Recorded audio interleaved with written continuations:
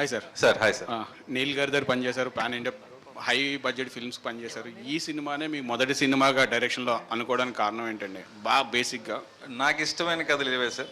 అన్నీ ఫ్యామిలీకి middle class ఫ్యామిలీలో జరిగిన అంశాలు తీసుకొని కథ చెప్పాలి, కొంచెం హ్యూమరస్గా చెప్పాలి. మనకి జంధ్యాల గారు, మన రాజు హిరానీ గారు లాంటి రైటింగ్ అంటే నాకు బాగా ఇష్టం సార్. సో నా taste of films as a story teller ఇలాంటివే ఉంటాయి సార్. పెద్ద సినిమాలు నాకు అంత కమర్షియల్ సినిమాలు చేయడం రాదు. నా టేస్ట్ ఆఫ్ సినిమా ఇది. రాయటం అయితే ఏదైనా రాస్తాను, కానీ డైరెక్టర్గా ఏ కథలు చేస్తారంటే ఇది నా ఫేవరెట్ జానర్ సార్. అంటే ప్రతి వాళ్ళకి, పెళ్ళైన వాళ్ళకి మాతృోత్సవం, పితృోత్సవం అంటే చాలా ఇంట్రెస్ట్ ఉంటుంది, ఇది ఉంటుంది. కానీ ఇక్కడ ఉన్న మీ character, main character, hero character ఏదైతే ఉందో అది వద్దు అన్నట్టు వెళ్తుంది.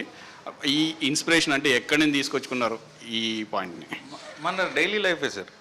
ఇవాళ మైండ్ సెట్ తీసుకుంటే, ఇప్పుడు నాకు కూతురు ఉంది, ఈ కోవిడ్ అప్పుడే పుట్టింది. సో నా కజిన్స్ కానీ ఫ్రెండ్స్ కానీ ఇప్పుడు మన దగ్గర ఇక్కడ కూర్చున్న వాళ్ళందరూ కూడా ఒక కిడ్ ప్లాన్ చేస్తున్నప్పుడు ఎంత డిస్కషన్స్ వెళ్తాయి వైఫ్తో, ఫైనాన్షియల్ కండిషన్స్, మార్పులు పడ్డాయి, లక్ష్మి తల ఊపింది, ప్రొఫెషన్ అన్ని చూస్తారు. ప్రతిదీ మీకు thought of having a child is 1 crore. ఇవాళ మనమే ఎగ్జాజరేట్ చేయట్లేదు. అది కూడా మన ఇప్పుడు హైదరాబాద్ లాంటి సిటీలో టైర్ 3 టాప్ లెవెల్ ఇంకా ఎక్కువ. టైర్ 3 రేంజ్లో చూస్తే అంత ఖర్చు ఉందండి.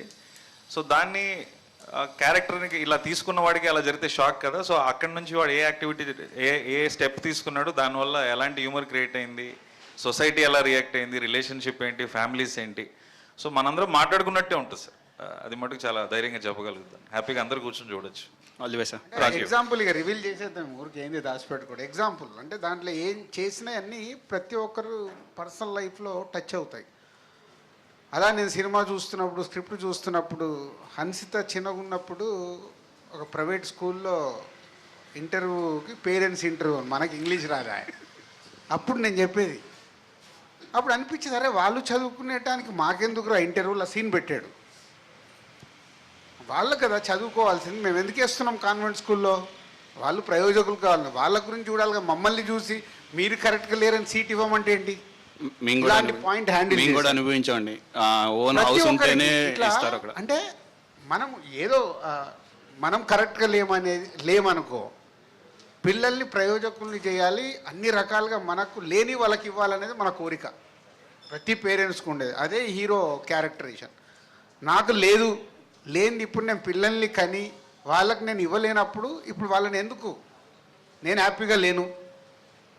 బెస్ట్ ఇవ్వాలనుకుంటాం కదా సార్. యాజ్ పేరెంట్స్ మీకు పిల్లలు ఉంటే మనం బెస్ట్ ఇద్దాం అనుకుంటాం కదా.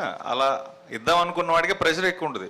మనం ఏదో కాంప్రమైజ్ అవుతాం, మన దగ్గర డబ్బులు లేకో ఇంకోటి లేకో, మన అనుకున్న స్కూల్ కాకుండా ఇంకో స్కూల్లో జాయిన్ చేస్తాం.